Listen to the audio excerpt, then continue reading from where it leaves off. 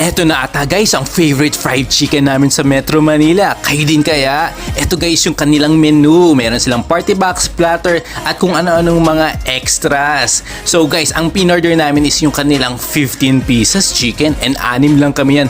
Guys, tingnan nyo naman kung gaano kaganda ang pagkaluto ng fried chicken na to. And then guys, nung tinikman ko na, panalong panalo.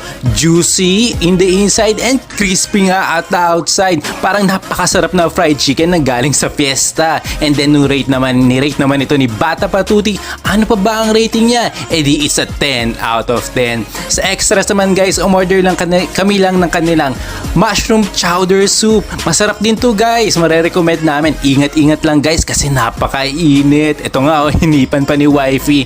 Isang look pa dito sa napakasarap na old-fashioned crispy na chicken na ito na mabibili sa Tom Sawyer Old Fashioned Crispy